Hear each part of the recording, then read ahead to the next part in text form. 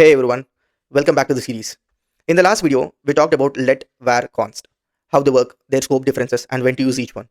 Now that you know how to declare variables properly, the next important question is what kind of data are we storing inside those variables? Because declaring a variable is one thing, but understanding what type of value it holds is what makes you a real JavaScript developer. So in today's video, we are going to understand what are the data types in JavaScript, why do we need them, and the difference between primitive and non-primitive data types. By the end of this video, you'll clearly understand how JavaScript handles different kinds of data behind the scenes. Let's get started. So, what are data types in JavaScript? Data types define the type of value a variable can hold. In simple words, a data type tells JavaScript what kind of data you are working with. For example, is it a number? Is it a text? Is it true or false? Or is it a collection of values? JavaScript needs to know this so it can handle the data correctly. Again, a data type specifies what kind of value is stored, what operations can be performed on it, how much memory is needed, how JavaScript treats the value internally. Next, why do we need data types? Number one, to perform correct operations. Different data types behave differently. For example,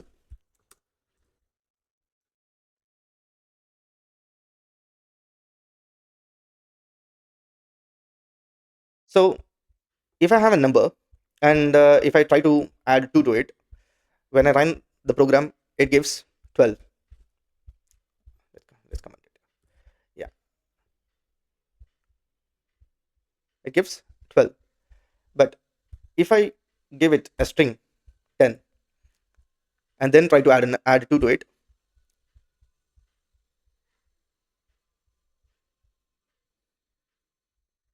wait a minute. So it concatenated. So numbers are added, strings are concatenated. If JavaScript didn't understand data types, this wouldn't work properly. The next one, memory management. JavaScript stores different types of data differently in memory. Small simple values are stored directly. Complex values are stored by reference. This improves performance and efficiency. Prevent to prevent logical errors. Data types help avoid mistakes uh, like this. So when you're assigning a variable a string and when you're trying to add, you'll be expecting, if you don't know that if you don't know how this works, you'll be expecting 12 and it gives you 102, an unexpected value. Understanding data types helps you write correct logic, and it also helps uh, with code clarity and debugging. When you know the types of data you are dealing with, your code becomes easier to read, easier to debug, and more predictable. In JavaScript, data types are divided into two categories. One is primitive data types and the other one is non-primitive data types. Let's first see primitive data types in JavaScript. Primitive data types are basic and single values. They are immutable and are stored by value. What do you mean when they say they are immutable? They cannot be changed directly. We'll discuss this later in this video. For now, we'll see what are the 7 primitive data types. So the first one is number. Let's first write a number. So we can declare a variable like this. We'll call it age, and we'll assign it a value 25, which is a number. And also we can write something like this. Let's call it price, and we'll assign it a value 99.99, a decimal value. We can use numbers for calculations, for counting, to store prices, scores, and also to perform any mathematical operations. JavaScript does not have separate types for int and float, so everything is considered as a number. And the next data type is string. So string is something like this. Let's call it name.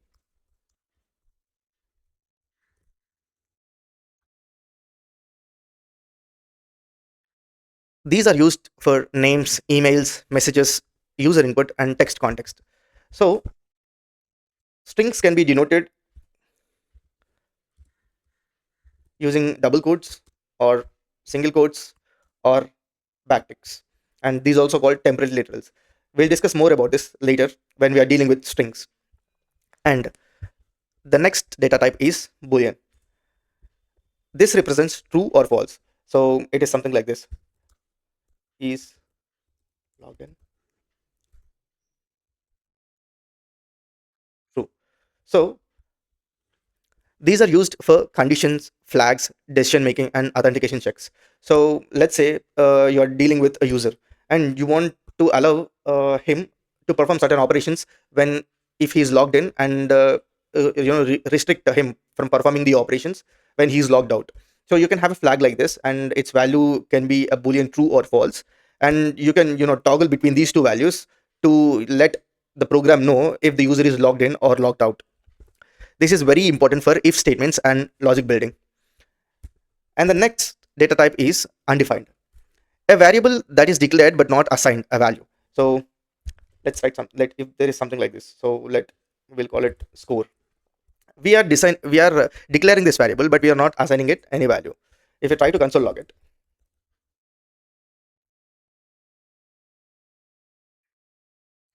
and you can see undefined is printed. Wait a minute.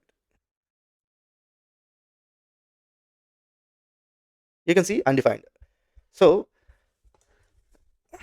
you declared this variable, but you did not assign anything. So JavaScript automatically sets it to undefined. You did not choose that value. JavaScript did. You usually don't set this manually. JavaScript gives it automatically. And null. Let's give some space. It will be clear.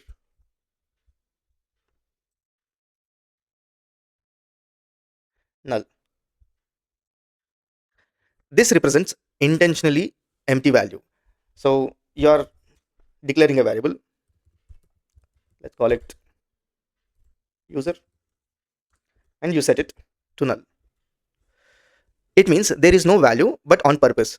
You will use it when you want to reset or clear something. The real difference between undefined and null. Undefined means absence of assignment. Null means intentional absence of value. Why we should use null to empty something? Because it makes your intention very clear. Example. Uh, let's take this example. So we'll first set it a user to an object, and we'll have a property name is Alex. And later in your program, or in your code, you just change it to null.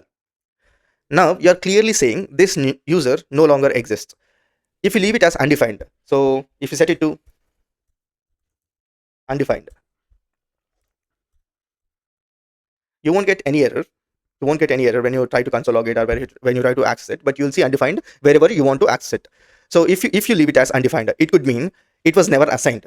Because if someone sees Java undefined, they will understand like, okay, they did not assign this value. JavaScript automatically gave it undefined. But if you intentionally set it to undefined, it would create confusion, because they might think it was never assigned, or something went wrong, or you forgot to set it. This creates confusion. So for a real world example, you just imagine a form in a field. If a field shows that undefined, it means the system hasn't filled it yet.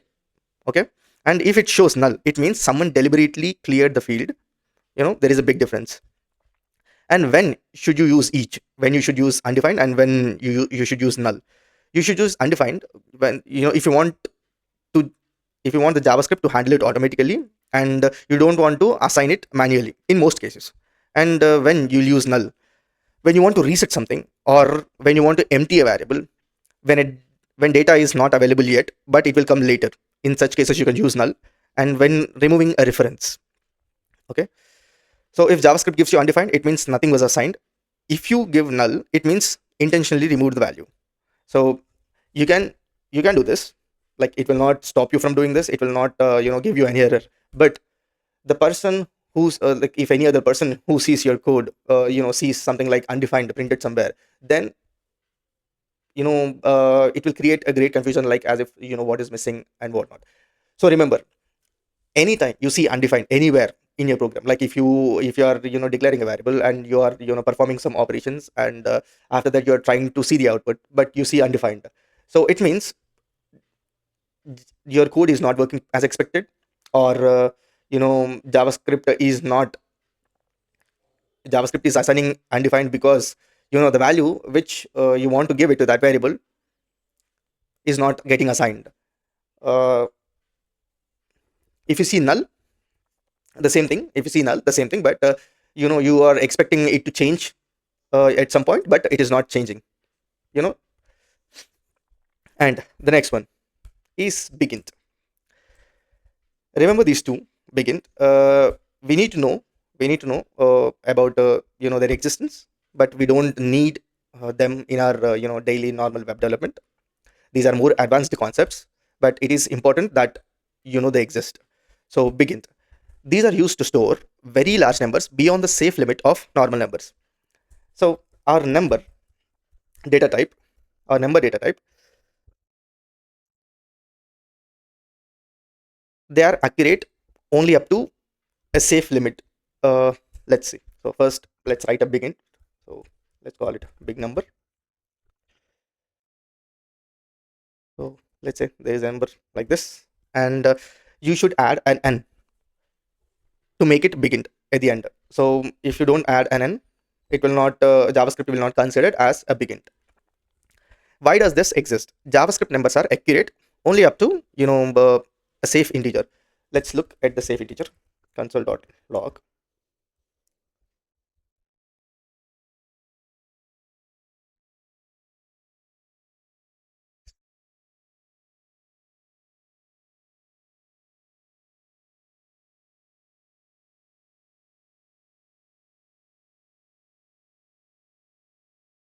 So this is the limit. So till here, any operation you can perform, JavaScript will try to give you the accurate calculation. It After this, calculations may become inaccurate. So begin to solve this problem, but as a beginner, we don't need to worry about it.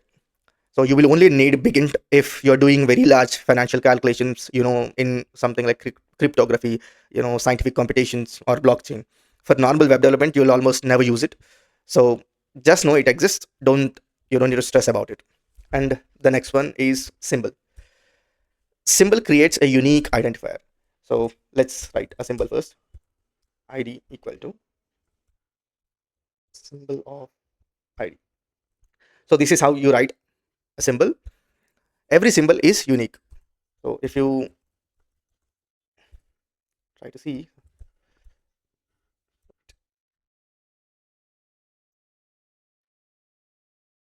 this one, and if you compare it to itself, it should give you false, because both are not same. It looks same, but both are not same. So let's see the output. False. So it looks same, it is not same. And again, why does it exist? It is mainly used inside advanced JavaScript for creating unique object keys in libraries and frameworks, internally inside JavaScript. Again, do beginners need to worry about it? No. You'll rarely use it in big level projects. It's mostly used in advanced concepts, framework internals, large scale applications. So again, just know it exists. Don't stress about mastering it right now. So for now, primitive data types are number, string, boolean, undefined, null, and you don't need to worry about BigInt and symbol. Focus mainly on number, string, boolean, null, and undefined. Now let's look at non-primitive data types. Unlike primitive data types, they are stored by reference, they are mutable, and they are more powerful. Again, mutability and immutability we'll discuss later on in this video. For now, let's see what are the non-primitive data types. In JavaScript, the main non-primitive type is an object. And from objects, we get arrays, functions, dates, and many more complex structures. For now, we look at the first one, which is an object. An object stores data in key value pairs. So let's create an object. We'll call it user, and we create object using curly braces. User, why it is showing error? Okay, I used user somewhere else. Here, let's comment it for now. So this is user, and we'll have name property, and we'll call him Alex. We have an age property, let's say 25, and we have is admin. false. So you can see here, so we are storing a string, a number, a boolean value, and we are storing it in key value pairs. Key is admin and value. This is the key, age is the key, 25 is the value, and name is the key, Alex is the value. Now you'll use it when you want group related data. You want to represent a real world entities. So something like a car. uh, you have a car and you have an object of a car, so you'll create properties like color, red, fuel type, petrol, uh, something like this. And you use it when you want to store structured information. So, and remember, objects are backbone of JavaScript. And the next data type in non-primitive data types is an array. So an array is a special type of object used to store multiple values in order. Let's create an array first. So let's call it names. And arrays are created using square brackets. Remember, objects curly braces and arrays square brackets. In this we'll have Alex again. So, and the next one is Sarah, and next one, let's say Mike. So this is how you create an array. You use it when you have a list of items and you are storing like multiple values, you are trying to loop over data, working with collections. So let's give you another example. So you have a user. This is a user, and you're creating an object, but you have, let's say you have 10 users. Then how will you store them? So you'll store them in array using, let's say, let's call it users, and let's create an array. So first user, user 1, comma, user 2, user 3, so on till 10 users. You'll store, you can create more complex structures like this. And it is important to know that type of arrays in JavaScript will result in object, and we'll discuss this again later on in this video.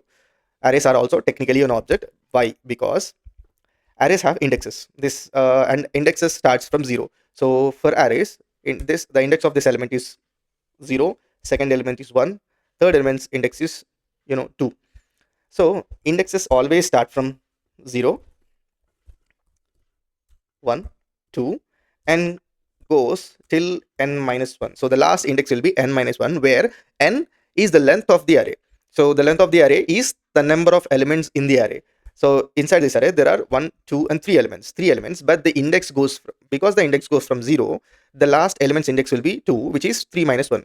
So the last index will always be n minus 1. This is how the indexing works. But why why arrays are called objects? Why technically they are objects? Because for us it looks like this, but for JavaScript it will store an array something like let names equal to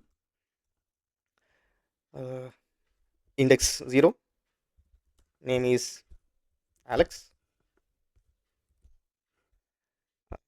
index 1, name is Sarah,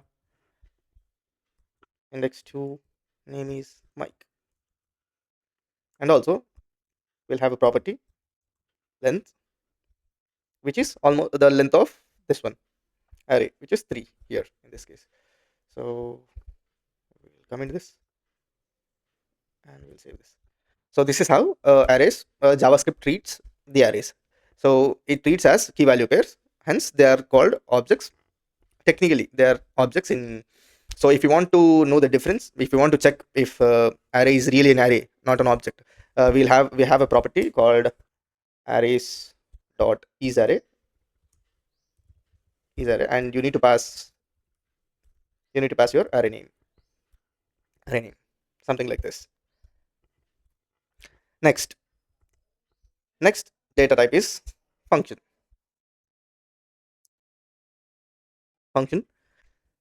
Functions are also objects in JavaScript. In JavaScript, functions are also objects. Something like function. So we'll write a function first. There are many ways to write a function in JavaScript, but we are writing using the function keyword. So inside this function we are going to print hello to the console, right? So we can also assign this function to a variable. So let's say let greet equal to, because we are assigning it to a variable, we don't need a function name here. Yeah, so we are assigning it to a variable. Now, why are functions considered a data type? Because in JavaScript, functions are first class citizens. Because you can store them inside variables like this. You can pass them as arguments to another function. When calling a function, you can pass one function to another function as an argument, and you can return them from other functions. Also, when you are returning a value from a function, you can return a function. We'll discuss this more when we are dealing with functions, but just try to note these points. And you can also store them inside objects. So inside objects, you can have a property and you can store a function as a value. Example, you have a function called say hello. Let's write it. So let's write function say hello, and again this function just prints hello to the console. Say hello. Now what I want to do is I want to assign it to a variable. So let's call it my function, and I want to assign it hey hello. So I am trying to assign a function to a variable here. Now if I try to console log my function, and I can't just console log it, I need to call it to see the result. So let's comment it for now.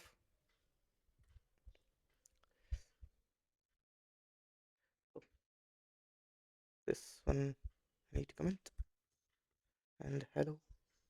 Yeah, hello. You're getting undefined because your function is not returning anything. Again, we are going to discuss this when we talk about functions, but for now just focus on this hello. So I created a function, and that function does only one thing, which is print hello to console. And I am trying to assign that function to another variable, which is my function, and I called my function and I console logged it. So my function now calls this say hello. This is how you can assign functions to a variable. So since function can be assigned, they can be stored or passed or returned, they behave like values, and anything that behaves like a value in JavaScript is a data type. That is why we consider functions as data types.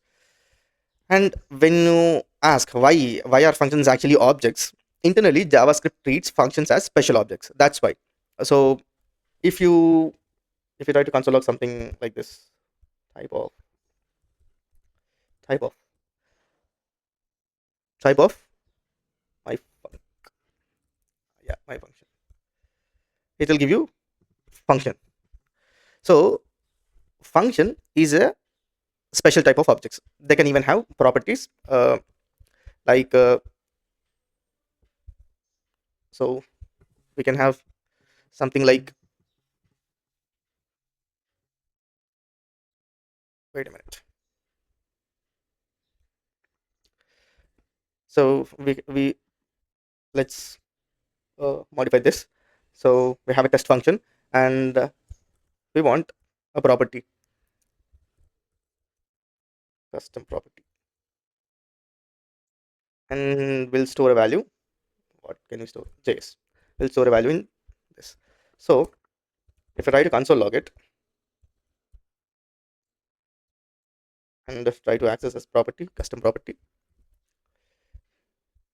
comment this for now.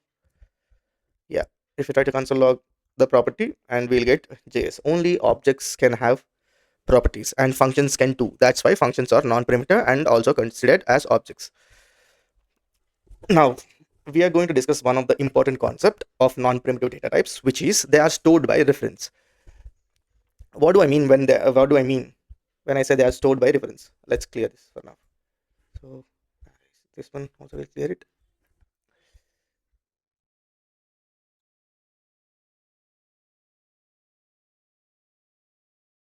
We'll clear it this, and also this. What do I mean when I say they are stored by reference? So we have an object user. We have an object user. Now let's assign that to another object. We have user 2, and we are assigning user to it. We are assigning user to it.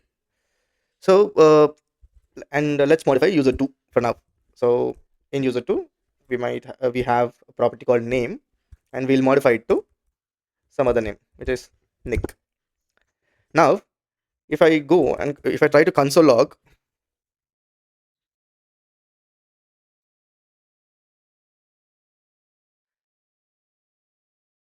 if we try to console log, so if you observe this, we have an object user, and we assigned it to another object, and we called it user 2, and we modified the second object, which is user 2, and we changed it from name from Alex to Nick.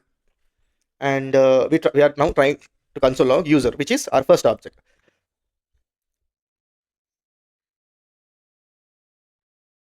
You can see this. So our first object is also updated. The name property in our first object is also updated from Nick, see, from Alex to Nick. Why? Because user and user 2 are not storing the actual objects. They are not storing the actual objects. They are just pointing to a memory address, memory location. That is why we are calling it, that is just a reference to that address. That is why I said, like, we store them by reference, like JavaScript stores objects by reference, not only objects, all non-primitive data types by reference. So user 2 is also pointing to the same memory location, and user 1 is also pointing to the same memory location. We are not creating two different memory locations. We are just assigning the same memory location to a different object, to a different variable. Similarly similarly uh, let's say we have a variable names 2, and we assign it names, and we try to change names of we'll also first element. So this is how we access elements of arrays. We access it by index, because the first element's index is 0. I'm trying to access between the square brackets. I need to write 0, the index of the element, inside the square brackets. Anyway, first let's change it to Nick. And if I try to console.log names, sorry, I need to change names to, yeah, names. Again again the first array is updated. That's why non-primitive data types behave differently from primitives. So a quick summary: non-primitive data types are objects, arrays, functions, and the key points: they are stored by reference, they are mutable, they're used for complex data.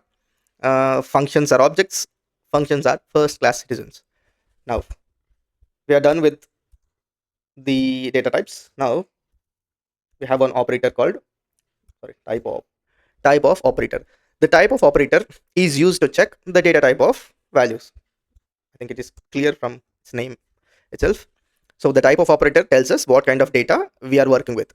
So basic syntax is, we write type of, and we write our variable name, which is, let's say, names for now.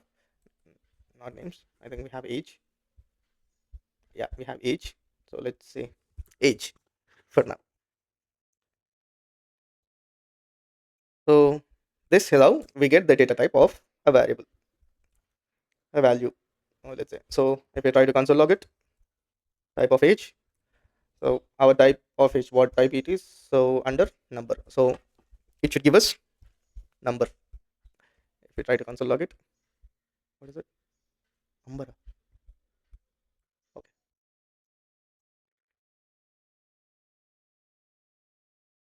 So number. Right. Now we have examples.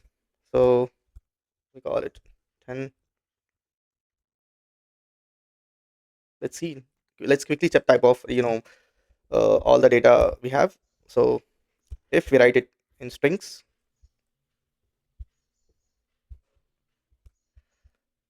what is this? Guys, this is an extension called Code Runner. So when you install Code Runner extension, it will give you a run button, and also it will give you a different panel other than terminal. I just installed it because at the beginning stages we don't need terminal, and it will be very quick to see the output. Okay. So yeah, let's run it. So the first everything should be a number because we wrote quotes here. The second one is a string. Again, now we'll change the third one. So let's change the third one. So the third type is Boolean. So if you could see, the third one is now Boolean, and the fourth one is undefined, and here the fourth one is undefined, and the fifth one is null.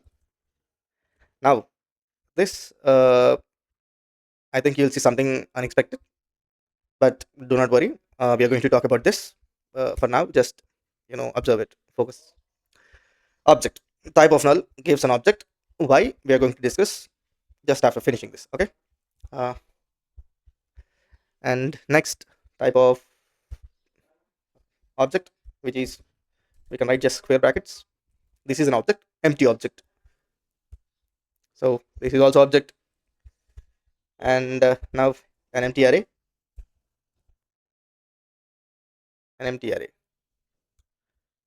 that is also object. And let's write a function.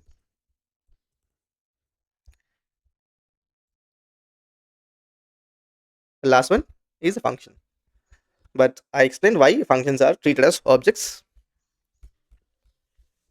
because we can assign them, store them, return them, whatever.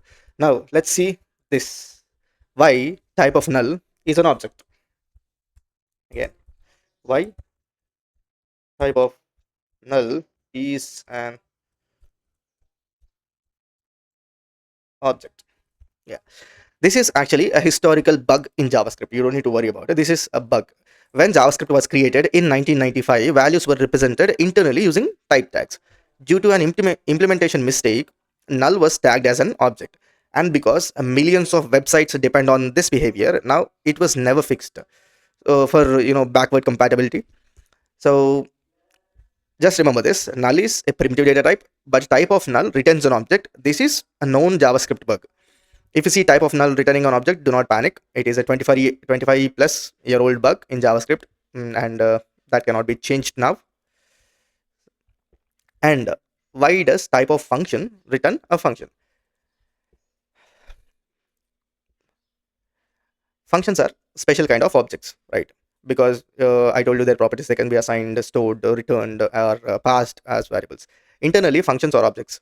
You saw they can also have properties. So but JavaScript gives them a special return value function for clarity.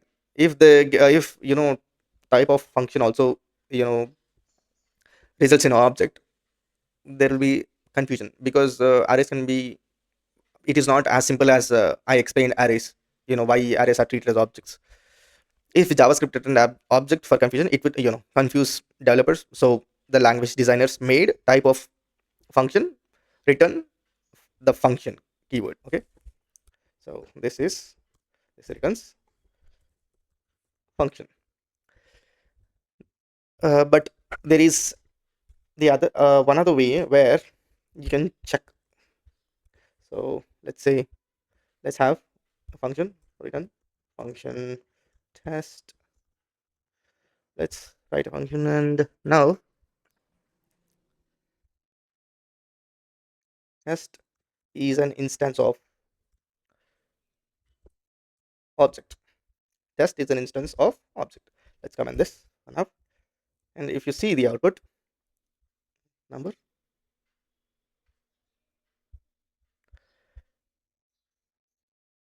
wait,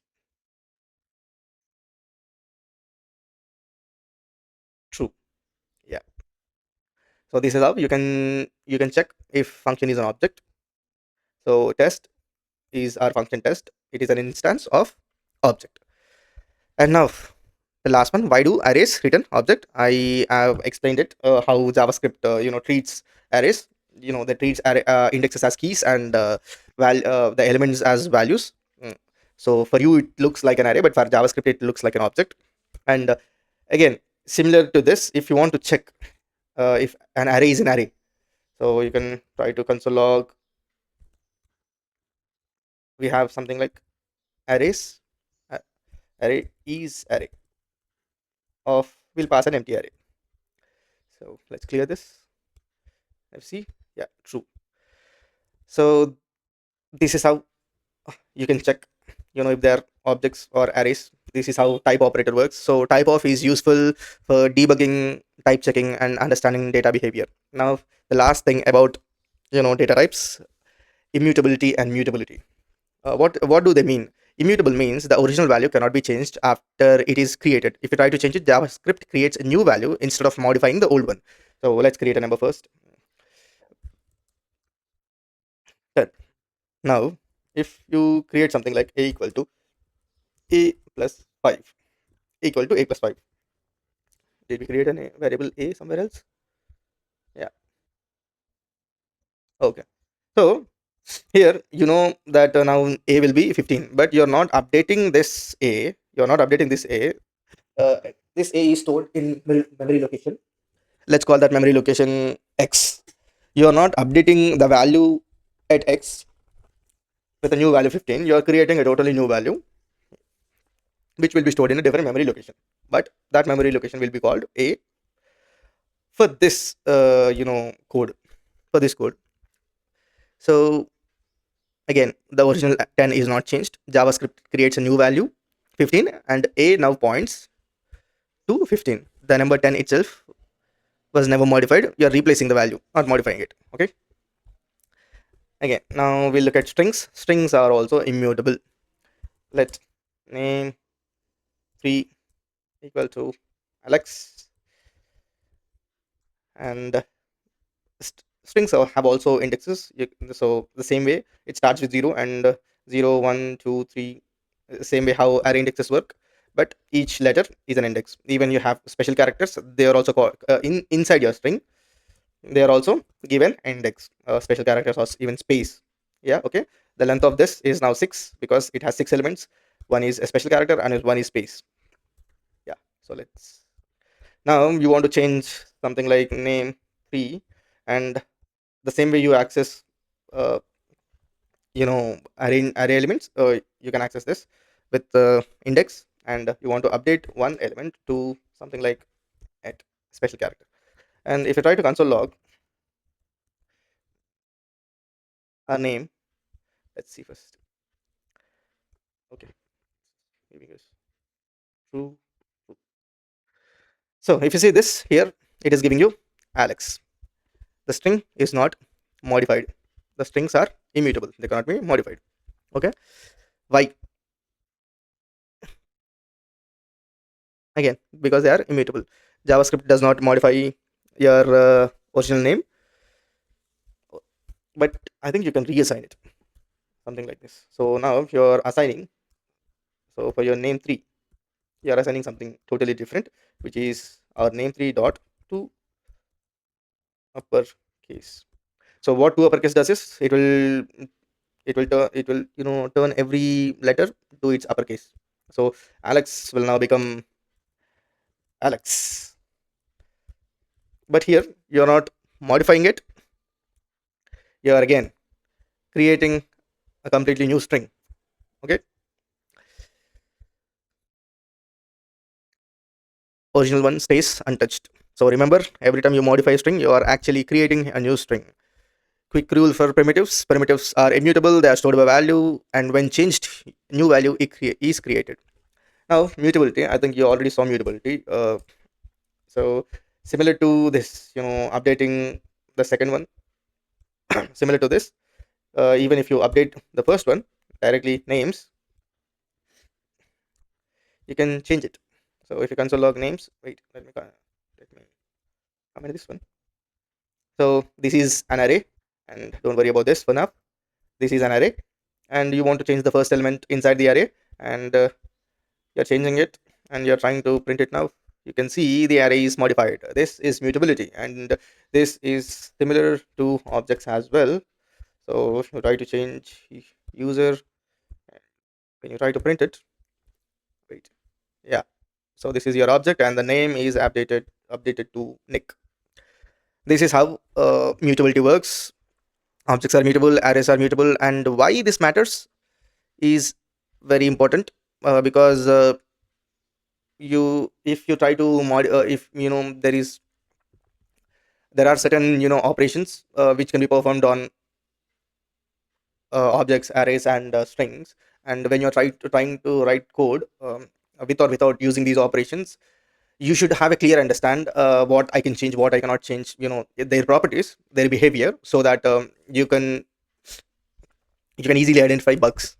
Okay. Yeah. So think like primitives are like a photocopy. You have three photocopies of the same thing. If you change one photo, if you make changes in one photocopy, the others doesn't change. Non-primitives are like a single shared Google Doc. 10 users are accessing the same Google Doc.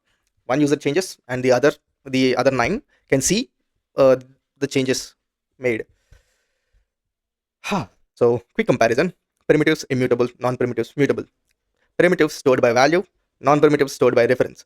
Primitives are simple data, non-primitives are used to store complex data.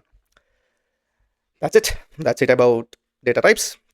So, all right, today we covered one of the most important foundations in JavaScript, data types. We understood what data types are, why they matter, what the difference between primitive and non-primitive types, why primitives are immutable, why objects and arrays are mutable, how the type of operator works, and even the strange behavior of null. If you truly understand everything from this video, your JavaScript foundation is becoming very strong. Most beginners just memorize definitions, but now you understand how JavaScript behaves internally, and that's what makes you better. In the next video, we'll continue building on this foundation and move on step deeper into JavaScript. If this helped you, make sure to like the video and subscribe so you don't miss the next one. See you in the next tutorial.